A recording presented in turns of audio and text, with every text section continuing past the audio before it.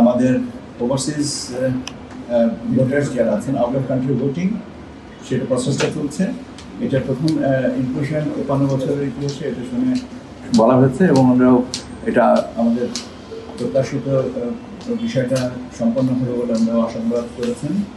আইসিটিভির আওতায় প্রায় ১০ লক্ষ দেশের ভিতরে অভ্যন্তরীণ ব্যবস্থায় যারা নিয়োজিত থাকেন তাদেরকে ভোটের সুবিধায় আওতায় আনা হয়েছে, এটাও আমরা আশাবাদ ব্যক্ত করেছেন আমরা একটা ভালো সমাধানে যেতে পারবো। রেফারেন্ডামের কথা বলেছেন যে রেফারেন্ডামটা একদিনে হবে, এটা আমাদের একটা বাড়তি দায়িত্ব। আমাদের প্রস্তুতির সম্পর্কে আমরা বলেছেন যে এটা আপনাদের একটা চ্যালেঞ্জ, কিন্তু আশা করেন যে আমাদের প্রস্তুতি নিয়ে আমরা যেভাবে আগাচ্ছি তাতে এটা আমরা সফল হব।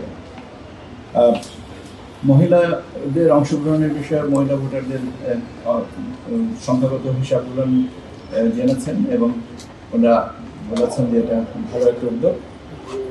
ভোটার লিস্ট আমরা যে সংশোধন করেছি, মৃত ভোটারদেরকে বাদ দেওয়া হচ্ছে, এটা শুনেও তারা আশাবাদ ব্যক্ত করেছেন যে এটা একটা ভালো কাজ হচ্ছে।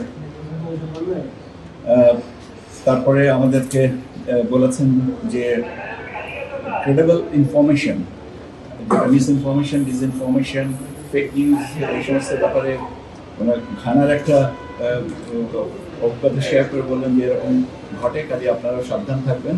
আমরা বলেছি আমরা প্রস্তুতি আছে আমাদের এবং আমরা প্রতিনিয়ত গণমাধ্যমের মাধ্যমে আমরা তথ্য সবাইকে জানাচ্ছি এবং আরও পর্যায়ক্রমে আমরা এটাকে স্কেল আপ করবো সেটাও জানিয়েছি।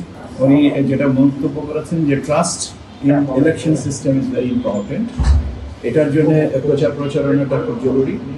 এখানে আমরা বলেছি যে হ্যাঁ আমাদের দিকে প্রচারণা আছে এবং রাজনৈতিক দলগুলো এ ব্যাপারেও আমাদের সহযোগিতা করবেন বলে আমরা বিশ্বাস করি এবং সেটা করলে একটা আশাবহ এবং আশাব্যঞ্জক আমরা ফলাফল পাব।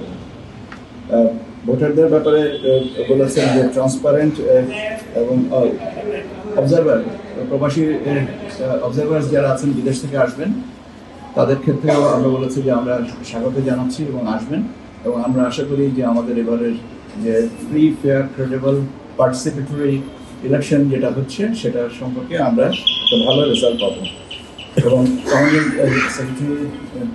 সেক্রেটারি জেনারেল মহোদয় উনি স্পেসিফিক করে আমাদেরকে বলেছেন যে ওনার সদস্যের সংখ্যা হচ্ছে ৫৬টা দেশ এবং আমরা যদি কোনো সহযোগিতা চাই সেটা আমরা করার জন্যে প্রস্তুত আছেন।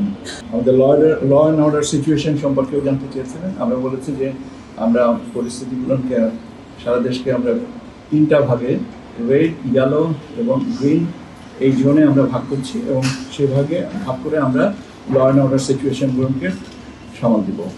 এই মোটামুটিভাবে এইভাবে এবং উনি আমাদের সাথে অত্যন্ত সৌহার্দ্যপূর্ণ পরিবেশে হয়েছে এবং আমাদের উপরে আস্থা এবং আশাবাদ ব্যক্ত করে আজকের আলোচনা শেষ।